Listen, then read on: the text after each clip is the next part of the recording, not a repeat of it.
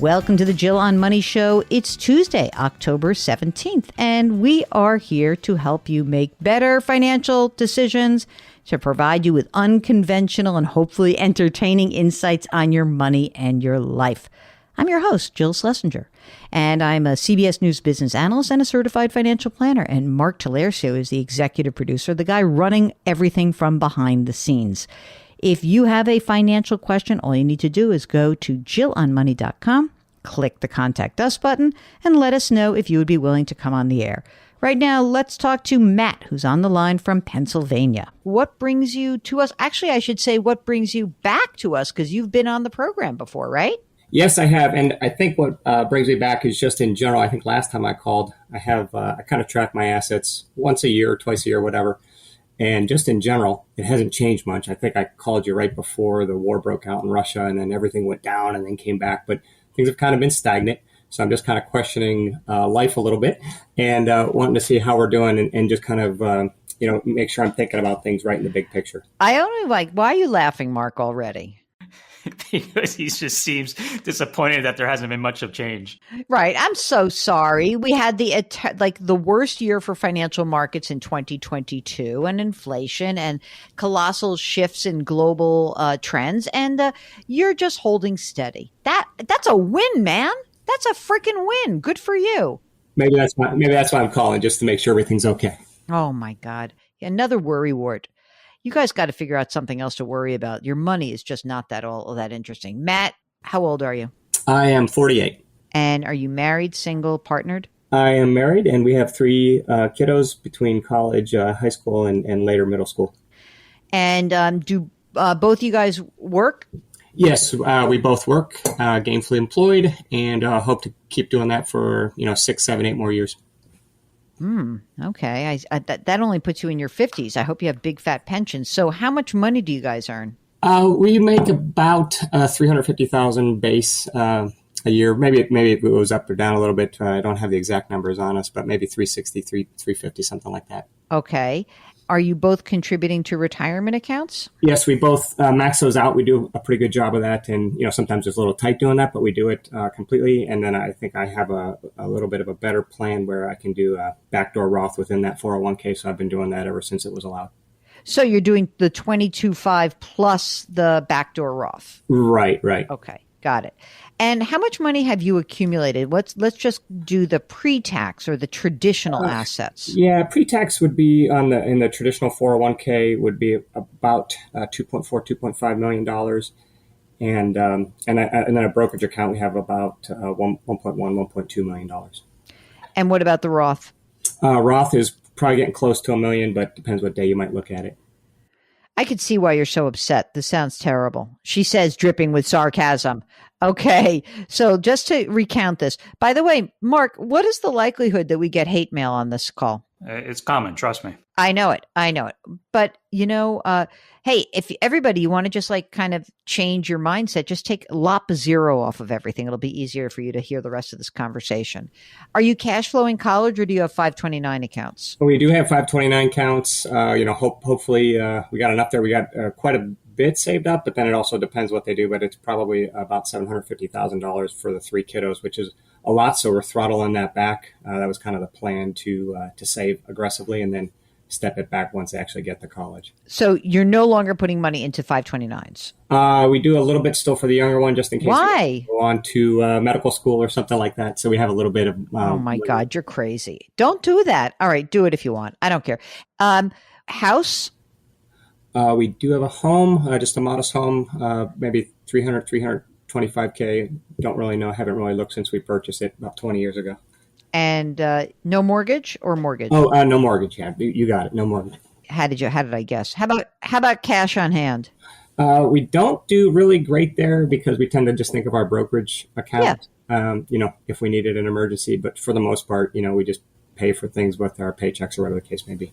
What's the stress level here, man? How much money do you spend? Let's be clear. I know you don't spend a lot of money. What do you? Yeah, I really don't know how much we spend. We just spend what we need to. We tend not to live too lavish of lives, as you could probably guess, because we save a lot. And I think that's part of my concern is just that, we've put so much time building this thing up just want to make sure nothing's going to burst the bubble. And then all this hard work for 20, 25 years kind of is How do you see that bubble being burst? Let's think, Mark, what could they do to screw this up? I don't think they can do anything to screw it up. But I hope they're actually kind of, enjoying themselves a little bit and not just saving, and depriving themselves elsewhere. Do you think you live on like maybe 12 grand a month? I bet they even spend less than that. No, I think it's probably about right when we consider just paying for kids, high school and middle school and stuff like that. That's probably about right. Are they in private school? They are, yeah. Okay. So even if I just think about generating 12 grand a month, you'll both be entitled to Social Security, right? Yes. Do either of you have pensions? I don't think so. I don't remember. We do have pensions. Maybe a total of like $8,000 a month, but really tough. Okay, honestly, I'm going to smack you right now. I am, because you're in such good shape. You both have pensions. You will be entitled to $8,000 a month. You'll have Social Security, and you spend 12 grand a month now. And in the future, you're not going to have to pay for private school. So hopefully, what's going to end up happening is that you'll end up actually having extra cash flow. It's all mental. This is all mental. Is it? This is okay. Yes, of course. I think I've just been programmed so hard and keeping the head down for so long, focusing on trying to save it up, and then now just starting to realize, I don't want to make sure anything can go off the rails here, I mean, look, life can go off the rails. That's surely something that could happen. I don't think your money can go off the rails. I really don't. Is there any other thing that could go wrong? Do you have aging parents that you have to take care of? We have aging parents, but no, we don't have to take care of them now. And we would think they would be okay. Mark, I don't know. I feel like, what can I do to make you feel better, Matt? All right. I have a couple questions then. So just Fire it off. In general, first question is, like, every 10 years, should I think about this right? That every 10 years the money should double? Is that kind of like a conservative approach, do you think? I mean, yes and no, whatever, who cares? But what's the issue? Like, are you looking like, okay, 10 years, what are we trying, what are we solving for? Yeah, so if once the kids get to college and we kind of think of like, okay, we got to the finish line, so to speak, and we do try to enjoy ourselves throughout life.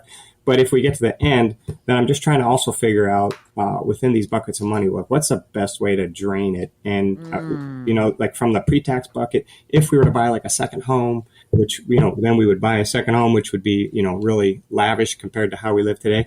If we were to spend a lot of money on a second home and upgrade things like that, what's the best approach to take that money out? Should we hit the 401k, the traditional 401k kind of aggressively and try to take it out of there? Should we do the Roth? Should we do brokerage? What's the best way to get rid of it? I can see big problems with decumulation here. Yeah, this is a funny thing. Like, first of all, your bigger problem is you're not going to give yourself permission to do this. But if you were, if you come back to us in 3, 4, 5 years, let's say it's like 5 years from now, and you're like, okay, I'm 53. I see, like, I don't know, maybe you want to do something else. Maybe you just want to wait. Your middle school kid is how old?